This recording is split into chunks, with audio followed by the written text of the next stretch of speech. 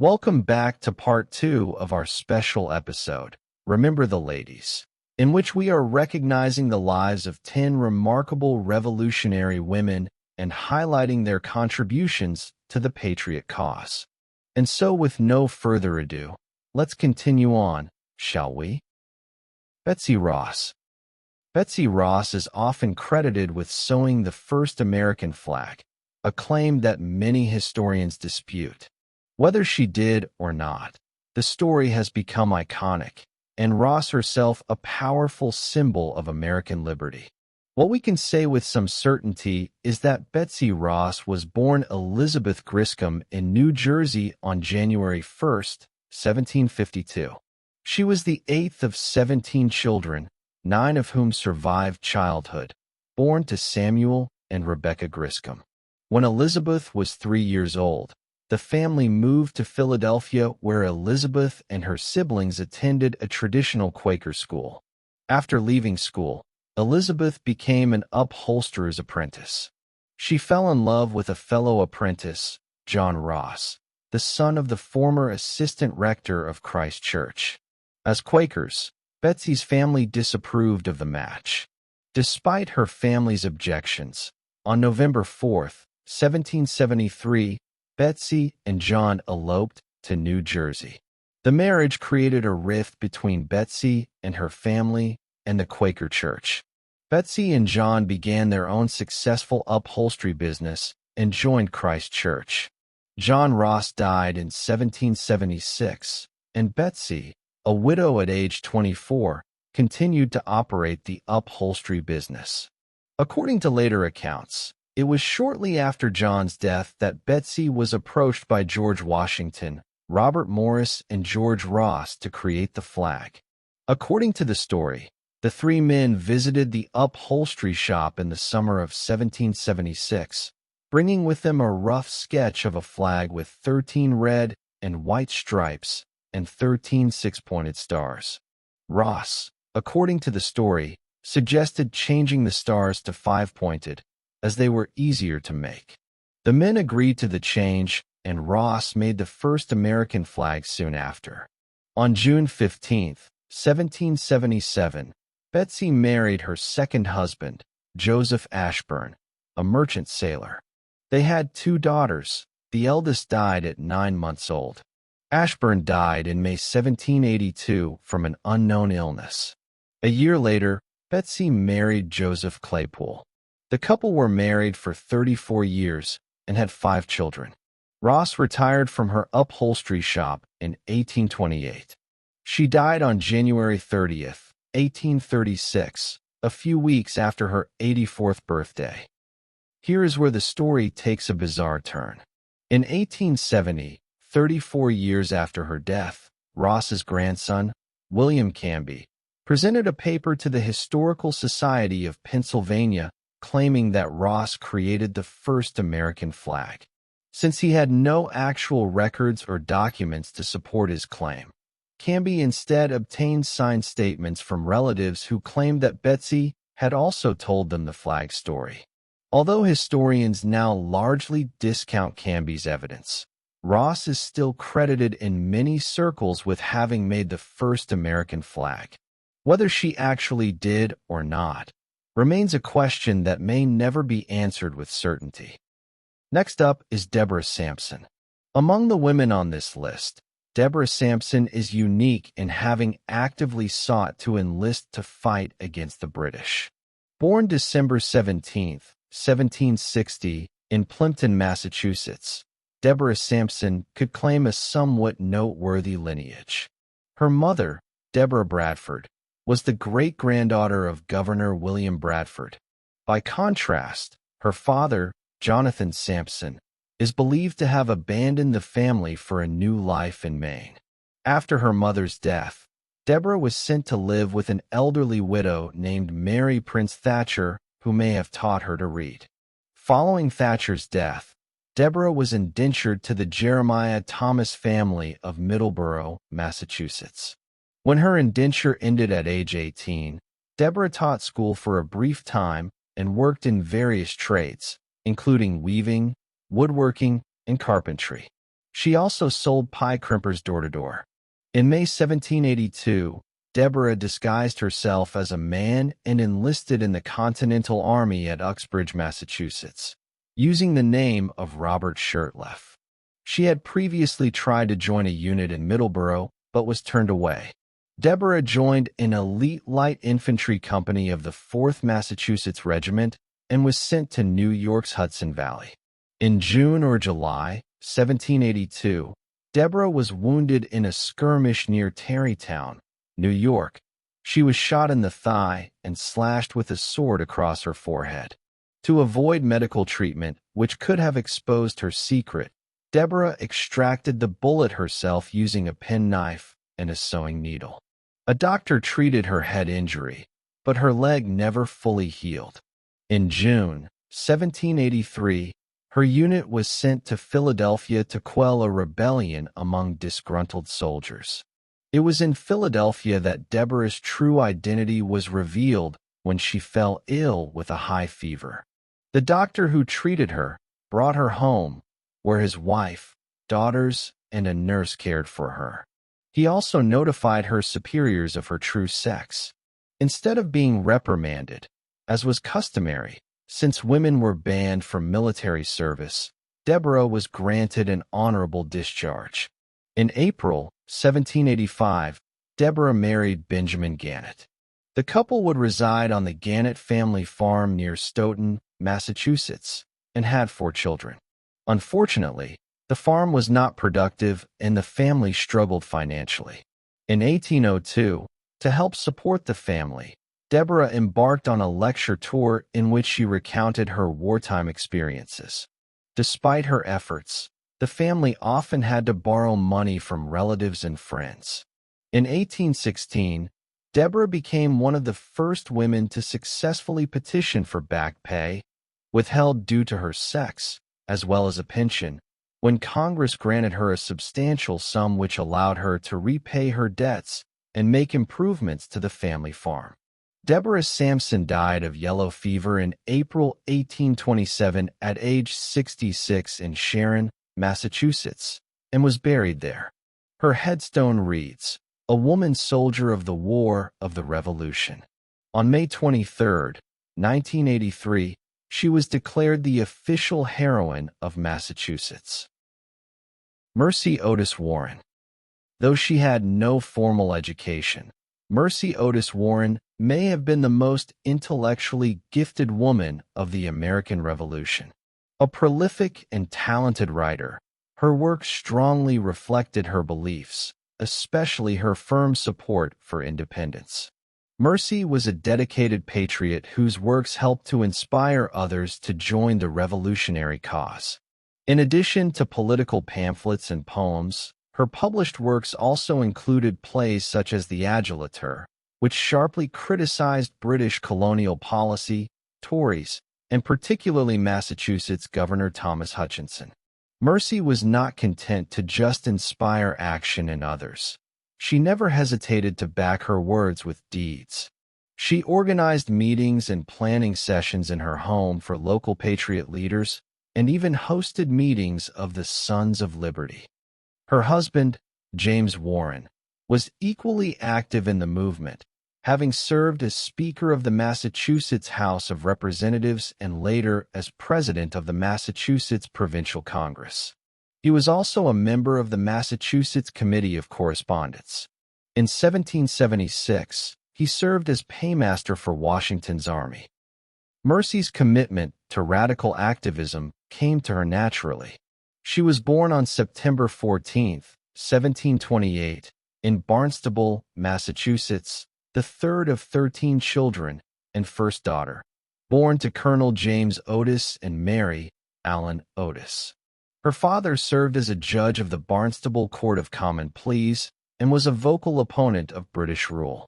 Her brother James, a noted patriot and lawyer, is often credited with coining the phrase, "Taxation without representation is tyranny." On November 14, 1754, Mercy Otis married James Warren, and together they had 5 sons. Mercy had a wide circle of friends, which included Abigail Adams, Martha Washington, and Hannah Winthrop.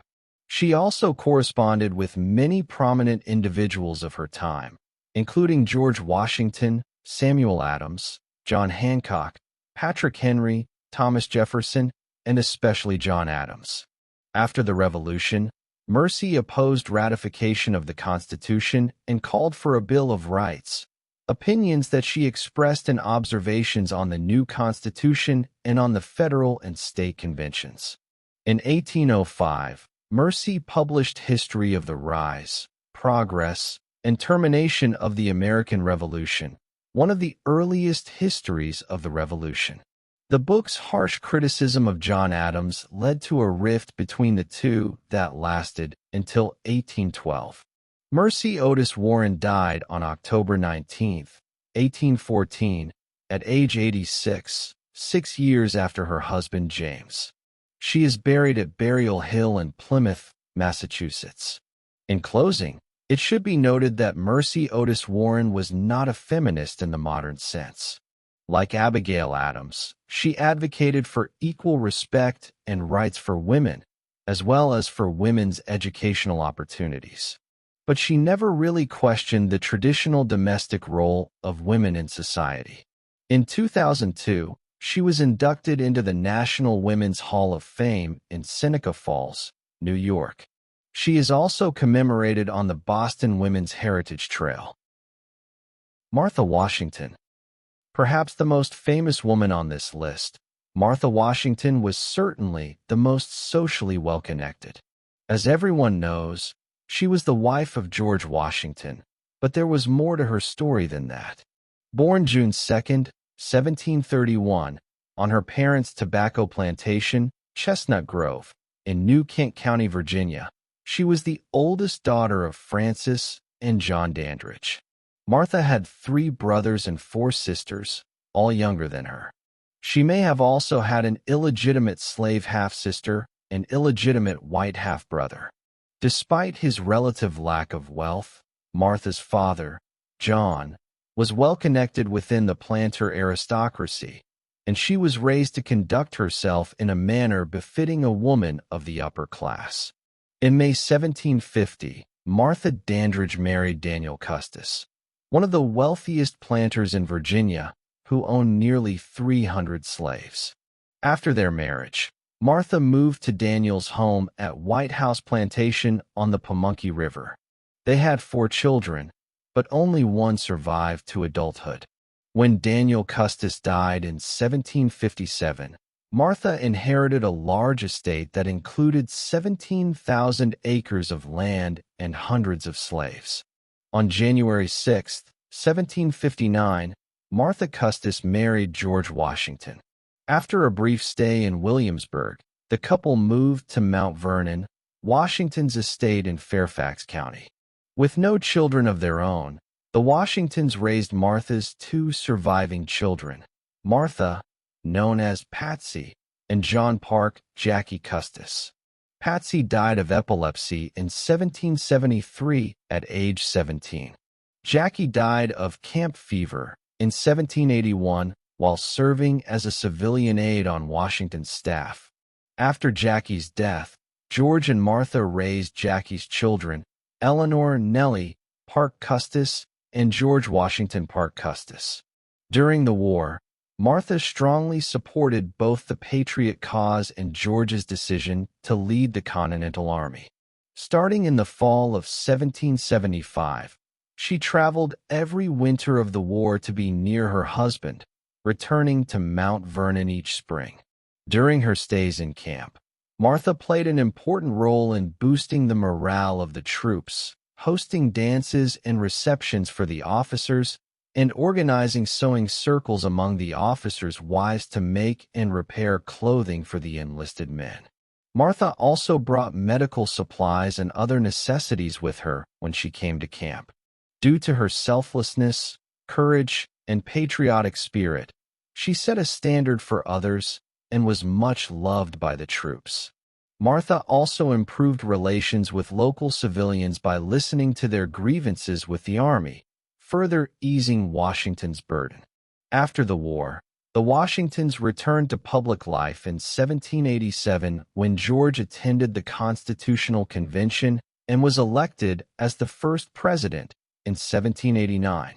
Just as George Washington set many precedents for the presidency, Martha played a similar role in shaping the office of the First Lady, even though the title would not be coined until after her death. During her time as First Lady, she was referred to as Lady Washington.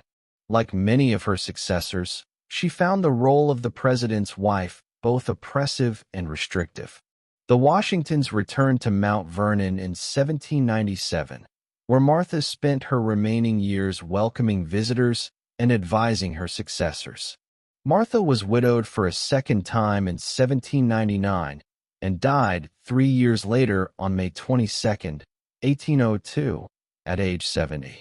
In 1831, the bodies of the Washingtons were moved to their current location at Mount Vernon. While she has faced some criticism in recent years, Martha Washington consistently ranks among the most popular and admired of America's First Ladies. Phillis Wheatley. Phillis Wheatley's story is one of both triumph and tragedy. Being one of the first African Americans and slaves in the United States to publish a book of poetry, yet dying in poverty and obscurity at age 31. Although the early years of her life are largely undocumented, even her birth name is unknown. Phillis Wheatley is believed to have been born around 1753 in Gambia, or possibly Senegal, Africa. She was sold into slavery and brought to Boston in 1761 on the slave ship Phillis. She was purchased by the Wheatley family, who named her Phillis after the ship that brought her to Boston and gave her their surname, Wheatley, a common practice at the time. Recognizing her talents, the Wheatleys taught Phillis to read and write. By age 12, Phillis was reading Greek and Latin classics in their original languages. She wrote her first poem when she was just 14.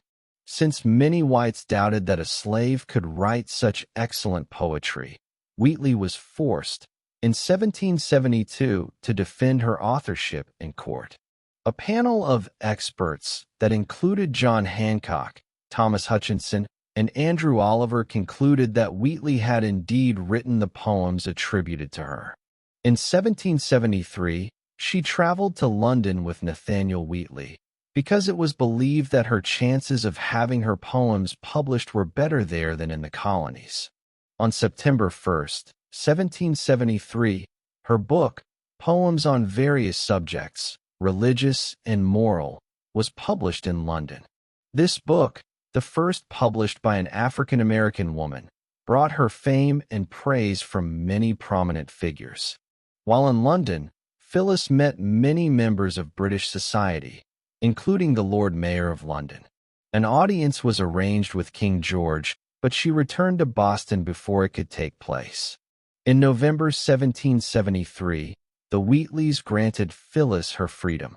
Phillis firmly supported the Patriot cause, but recognized the colonists' hypocrisy in maintaining slavery. In 1775, Wheatley wrote a poem entitled, "To His Excellency George Washington," praising the general's leadership of the army. In appreciation, Washington invited her to visit him at headquarters. At this point, fortune seemed to turn against Wheatley. Around 1778, she married John Peters, a free black grocer. They lived in poverty, and 2 of their children died in infancy. In 1784, disaster struck when John was thrown into debtor's prison. With a sickly infant son to care for, Phillis went to work as a scullery maid. She developed pneumonia and died on December 5, 1784, at the age of 31, after giving birth to a daughter who died the same day. Today, Phillis Wheatley is honored in the Boston Women's Memorial and the Boston Women's Heritage Trail. To celebrate her legacy, on January 29, 2026, the U.S. Postal Service issued a stamp featuring her likeness. This concludes part 2 of our special episode on women of the Revolution. Hopefully, Our meager efforts have done justice to these women and to their stories. Each of them faced unique challenges and, despite the societal norms of their time, contributed greatly to the cause of American independence. They deserve our respect and our gratitude. As always, feel free to share your thoughts in the comments below. Finally, a brief announcement before we go. Make sure to tune in this Thursday, August 13th, for a brief video update regarding future plans for this channel. In the meantime, make sure to like, share, and subscribe. And if you think of it, hit the notification bell as well. It all helps out the channel. Thanks for watching.